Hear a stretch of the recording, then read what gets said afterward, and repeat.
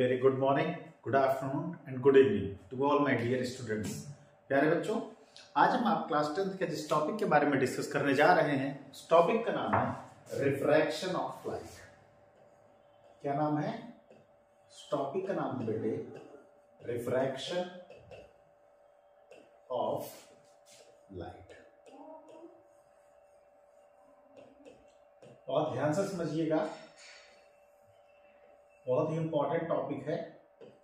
ठीक है, आज हम आप जो डिस्कस करने जा रहे हैं उसका क्या नाम है? Refraction of light. इसके पहले वाले वीडियो में हमने आपने रिफ्लेक्शन ऑफ लाइट पढ़ा था और उसके दो लॉस पढ़े थे। यहां पर भी हम रिफ्रैक्शन ऑफ लाइट पढ़ेंगे और उसके दो लॉस पढ़ेंगे। तो सबसे पहले तो हम ये आज जान लेते हैं कि रिफ्रैक्शन क्या होता है।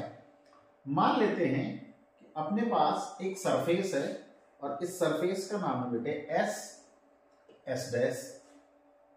सरफेस का नेचर कैसा होना चाहिए? ये सरफेस हमारा रिफ्रैक्शन पढ़ रहे हैं तो रिफ्रैक्टिंग सरफेस होना चाहिए। कैसा सरफेस होना चाहिए? रिफ्रैक्टिंग सरफेस होना चाहिए। हम ये मान के चल रहे हैं कि इस सरफेस के ऊपर का जो मीडियम है वो M1 है और मैं इस पहले मीडियम को नाम ले रहा हूं AM, और इस सरफेस के नीचे का जो मीडियम है वो M2 है और मैं उसको मान के चल रहा हूं ग्लास। ठीक है, हमारे पास एक लाइट सोर्स है। इस लाइट सोर्स से जो लाइट रेज आ रही हैं, जब वो इस सरफेस पर इंसिडेंट हों, जब वो इस सरफेस पर क्या हो रही है बेटा? इंसिडेंट हो रही हैं, और इंसिडेंट होने के बाद क्या कर रही है? मीडियम 1 से मीडियम 2 में एंटर कर जा रही है। लाइट कहां चली जा रही है? मीडियम 1 से मीडियम 2 में एंटर कर जा रही हैं।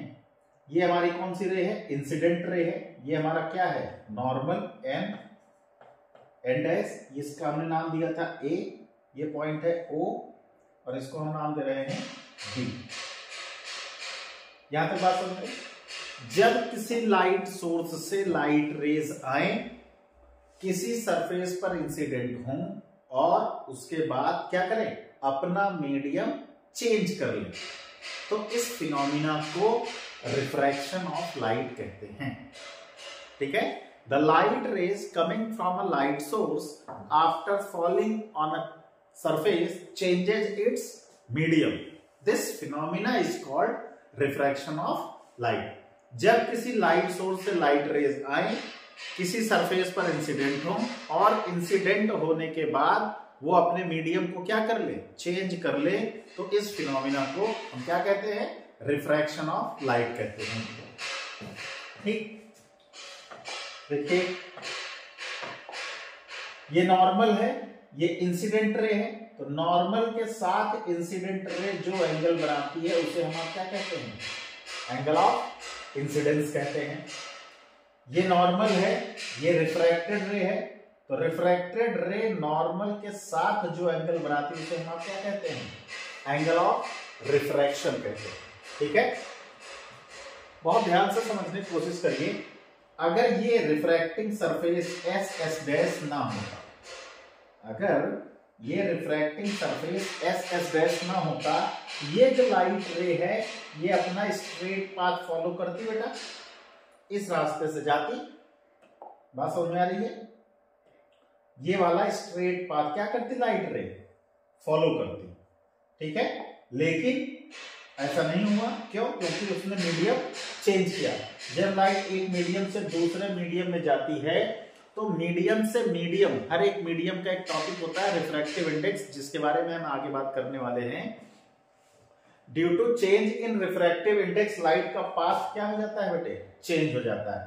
तो कितना पाथ चेंज हुआ? अगर हम आप ये वाला एंगल मेजर कर लें, ये वाला, तो हमको आपको ये पता चल जाएगा कि लाइट रे, जो इंसिडेंट लाइट रे थी, वो अपने ओरिजिनल पाथ से कितना बेंड कर गई है। तो इस एंगल को हम कहते हैं डेल्टा और इसका नाम है एंगल ऑफ डेविएशन। क्या नाम है बेटा? एंगल ऑफ डेविएशन नाम है। यहां तक बात क्लियर हुई। जब किसी लाइट सोर्स से लाइट रे आए, किसी सरफेस पर इंसिडेंट हो, और इंसिडेंट होने के बाद वो अपना मीडियम क्या कर ले, चेंज कर ले। The change in the medium of a light रे after falling on a surface is called refraction of light. ठीक है, यहां पर angle of incidence, angle of refraction, angle of deviation, ये हमने आपने 3 चीजों की बात कर ली है। अब हम बात करने चल रहे हैं इनके रूल्स की या लॉज की। किसकी बात करेंगे बेटे?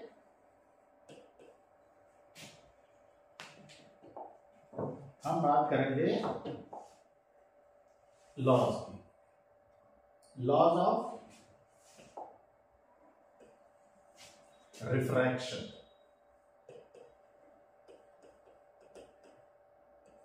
लॉज ऑफ रिफ्रैक्शन की बात करेंगे। देखिए, पहला नियम जो रिफ्लेक्शन में था वही यहां पर भी है, थोड़ा सा माइन्यूट सा चेंज है। देखिए, सरफेस कौन सा है हमारा? एस एस डैश है। बात समझ में आ रही है? सरफेस कौन सा है? एस एस डैश है। ए ओ क्या है बेटे? इंसिडेंट रे है। ये कौन सी रे है? इंसिडेंट रे है। ए ओ क्या है? इंसिडेंट रे है। ओ बी ये कौन सी रे है? ये हमारी रिफ्रैक्टेड रे है। कौन सी रे है बेटे? रिफ्रैक्टेड रे है। एन ओ एंड एस ये क्या है? नॉर्मल है। क्या है? नॉर्मल। और ये तीनों कहां हैं? एक ही सरफेस के एक ही पॉइंट पर है। तो पहला रूल या पहला लॉ कह लीजिए आप, इंसिडेंट रे ए ओ, रिफ्रैक्टेड रे ओ बी, सॉरी ये वाली O B and normal N O and S lies on the same plane at a common point. तो रूल नंबर 1 या laws number 1, incident ray, refracted ray and normal lies on the same plane. Reflection में reflected ray था, refraction में refracted रे है। बस इतना सा चेंज है फर्स्ट लॉ। ठीक है, अब सेकेंड लॉ की बात करते हैं। सेकेंड लॉ को थोड़ा सा ध्यान से समझिएगा। ये क्या है? एंगल ऑफ इंसिडेंस है, और ये क्या है? Angle of refraction. और ध्यान से देख लीजिए, ये क्या है? एंगल ऑफ रिफ्रैक्शन, और ये क्या है? Angle of incidence. Second law कहता है द साइन ऑफ, साइन का मतलब है मैथमेटिक्स वाला, SINE, साइन थीटा वाले साइन की बात हो रही है। ठीक है, कहता है द रेशियो ऑफ, रेशियो का मतलब क्या है? अपॉन लेना है। The ratio of sine of angle of incidence, मतलब एंगल ऑफ इंसिडेंस का साइन ले लीजिए। दैट इज साइन ले लिया, किसका लेना था? एंगल ऑफ इंसिडेंस का। ठीक, रेशियो ले रहे हैं। दूसरा कौन सा होगा? एंगल ऑफ रिफ्रैक्शन का साइन। तो क्या मिला? Sine R. फिर से सुनिएगा क्या कहता है second law, the ratio of, ratio का मतलब डिवाइड करना है, the ratio of sine of, sine किसका बेटा? एंगल ऑफ इंसिडेंस का। The ratio of sine of angle of incidence to the sine of angle of refraction is always constant, is always constant. इस constant को हम आप n से या mu से रिप्रेजेंट करते हैं। किससे बेटा? म्यू से। कैसे बनाएंगे? आप u बनाइए ऐसे, और उसकी ये वाली टांग खींच दीजिए। ठीक है, इसमें आप सबसे आगे हैं क्या करने में? टांग खिंचाई करने में। ठीक, तो ये क्या बन गया? ये बन गया म्यू, स्पेलिंग MUE, म्यू।